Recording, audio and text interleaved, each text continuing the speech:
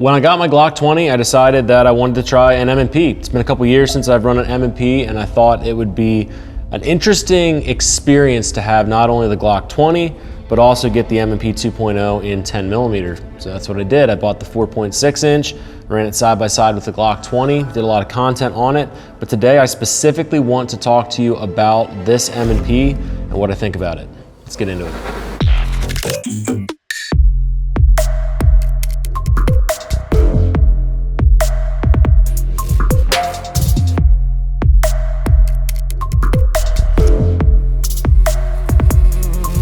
I like to start my videos with some disclosures, but before I get into that, I would like to ask for your support. If you guys like what we are doing here at the channel, consider supporting me, and there's different ways to do that down at the link in the description. You can check out my companies, products that we make here in the US, and the way that we're impacting culture in a positive way. So if that sounds like something you're interested in, all that information is going to be down in the description. As far as disclosures, I think it's important for me to disclose if somebody has sent something to me or paid me for something that I am then talking about. In this particular video, I bought this M&P 2.0 off of RSR Group, so I paid dealer price for it. Nobody sent the gun to me for free. The Holosun HE508T, that's purchased at full price.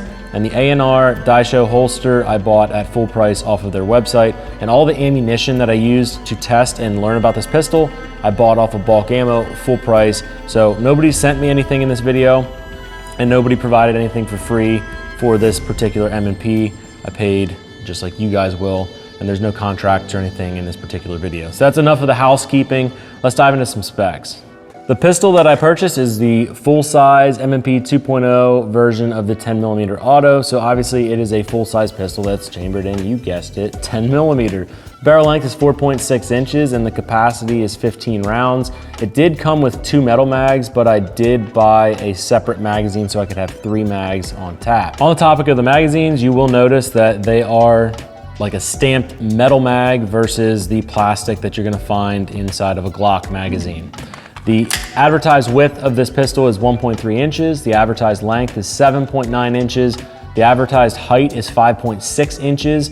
And the advertised weight is 29.3 ounces. But note, they did not disclose whether that was with a magazine or without. It does come with the suppressor height sights. They are metal. They are included with this pistol. And it is red dot compatible. And it comes with many different adapter plates and different screw sets for different red dot footprints. The barrel is a 1 in 10 twist rate. It is a stainless steel barrel.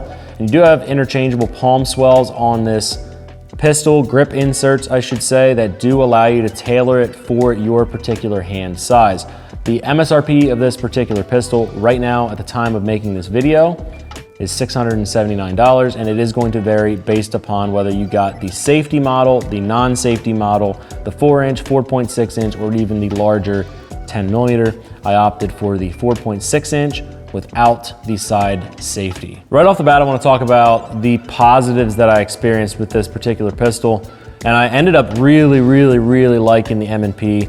And I've said it to a couple of our teammates here that if I was going out specifically hunting, I would definitely consider this pistol because of the accuracy and the refinement, but we'll dive into that. So right out of the gate, the M&P has more features than the Glock 20. You might be surprised if you watch the Glock 20 video, why, Jared, then did you choose the Glock 20 over the M&P 10? I would say go check out that video, go check out TA's comparison video, and I'll explain it in those videos. It doesn't mean I don't like the M&P, but there's some specific reasons why I'm still using the Glock 20 more than this M&P 10mm. But right out of the gate, the things that I really liked is it has suppressor height sights that are metal. They're very high quality feeling, and it just gives you some extra capability with the pistol when you're running a red dot. It gives you, right out of the box, a backup to your red dot optic. When it came to mounting the red dot onto the slide, the M&P came with a ton of different adapters, lots of different screws, and I felt confident that I was gonna be able to take my Holosun HE508T, slap it on the top very easily in a very secure method. The Glock 20 basically said, hey, screw you, you get a optic ready pistol. However, you have no mounting plates other than one option, and we're not gonna send any extra screws with you. The M&P really went above and beyond. Smith & Wesson added a bunch of value in that regard. As far as the accuracy of this pistol, this pistol was wildly accurate. It blew my mind. So is it more accurate than the Glock? Probably. But just looking at it on its own, I was extremely impressed with how accurate this pistol was. The trigger on the M&P is also fantastic. I really like how it breaks. I like the audible reset and the audible click when it does break. It just gives you that very clean, very crisp trigger feel, and it doesn't feel mushy or obnoxious like the Glock trigger does. The M&P has a very aggressive grip on it, which I love in the aspect of managing the recoil. And I'll talk about why I don't like that as well when I talk about some of the cons of this particular pistol. But from just purely a shooting standpoint, if your hands are wet, you're hunting, or you're just trying to manage the recoil of full power 10mm loads, the grip texture will definitely help with that because it's very, very, very aggressive. So aside from that, it's a very refined pistol. Out of the box, it feels very reliable, and it proved to be very reliable through shooting about 500 or 600 rounds through this particular pistol. Let's talk about some of the things that I don't particularly like about this pistol. So although this is not a pistol holster review, I did want to touch quickly as I'm going through some negatives of this pistol, how difficult it was for me to find a holster for this gun. Frankly, it blew my mind. I ended up landing on the Daisho from A&R Holsters, but the big con of this, the big frustration that I had is, as you can see, this is a non-light bearing holster. I wanted something that gave me the spare magazine, but was a light bearing appendix holster, and basically I struck out for the M&P. I don't know if it's just because it's not a super popular pistol. You know, I expected to have some issues finding holsters, maybe not issues, but I expected to have less options for holsters, but I still expected that I could buy a brand new pistol like this, put a light on it, and find a holster. Heck, I was even willing to change what light I put on this thing to be compatible with, say, a sidecar holster or something that's more familiar to what I'm used to carrying appendix, and it just basically doesn't exist. So if you are a holster manufacturer, please make me a holster for this gun with an X300V, and I will forever be a fanboy of you, as long as the holster's good. If it sucks, then that's a problem, but we'll talk about that later. As far as some other things that I don't like about this pistol, that grip texture that I was talking about is super aggressive against your skin. So if you want to carry this concealed, just understand that that will tear up your skin. Between you and me, if I was carrying this appendix, I could not carry for very long with that grip texture. It would be a major problem. This is a very skinny pistol compared to the Glock 20. And that's great because it feels amazing in your hand, and it feels smaller than the Glock. And frankly, physically, the thickness is smaller than the Glock 20. But when it came to reloads, there's not much of a flared mag well. So getting the mag where it needs to go is a little bit more difficult, and you have to be a little bit more tedious with it than the Glock 20. And it's not a deal breaker, but it is something to keep in mind. Compared to the Glock 20, the M&P 10mm feels very light. And I don't know if it's the spring that's inside of there or the slide weight being a little bit lighter, but the M&P is definitely, when I'm shooting it, snappier than the Glock 20. And what I mean by that is instead of pushing straight back like the Glock 20 does, it gets a lot of muzzle flip. And if you look at some of the slow motion footage that we've filmed over the last couple of days and weeks, you'll notice that the M&P really jumps the muzzle up, and you have to work a lot harder to manage that recoil and drive it back down onto target. And because of all of that, because of the grip texture and because of how snappy it is, and because it's a little bit lighter and thinner than the Glock 20, it's not the most pleasant pistol to shoot when you are training at any kind of volume. So if you're just out plinking or you're hunting, fantastic pistol. I'd have no trouble grabbing this thing and using it for those purposes. If I was going to go to, say, a training course where I'm putting 1,000 rounds downrange, that's gonna suck. Your hands are gonna hurt really bad by the end of it. I mean, on one range day with about 300 rounds through it, my hand is really hurt. It's not because I'm just being a wimp. You sure about that?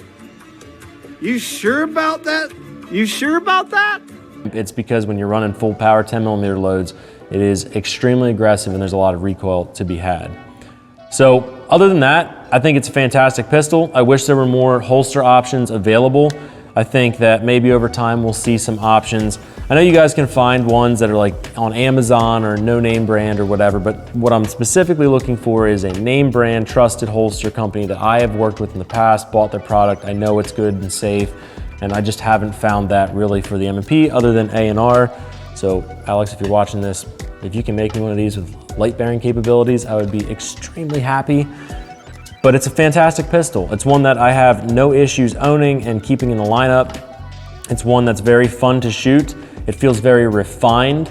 So if you're looking for something that's not a Glock, but it is a 10mm, this M&P 10mm is a good option if that checks all of your boxes off. And one thing I did want to note at the end of this video here, a lot of people messaged me when they found out I bought an M&P and said that they had major issues and malfunctions with feeding ammo. Now, this wasn't just one person. There's 3 or 4 people said, hey, I had an M&P and I could not get it to run 10mm ammo, didn't matter what they ran. And we had 0 malfunctions with this particular pistol. Now, we didn't do long-term durability testing. It's, again, got 500 or 600 rounds through it. It's not enough to know where it will fail, but we had 0 malfunctions with this pistol that entire time. And that upped my confidence. And so we have to be careful when people give us their opinions, even my opinion to you guys, because it can set this preconceived notion in your mind, which these negative comments definitely did for me. But ultimately that was proved to be a non-issue with this particular pistol, at least for me on the range. Again, take that with a grain of salt, but I had a good experience with the M&P. So I'm curious, would you pick the M&P 2.0 10mm as a carry pistol for you? Would you take it backpacking, overlanding, hiking, or anything like that? Because frankly, that's my primary use for this pistol.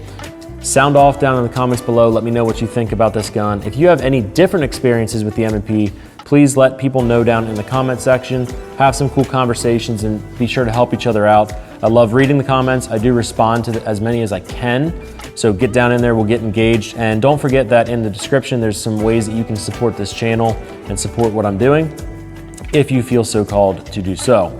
So guys, as always, stay well, stay safe. I'll see you in the next video.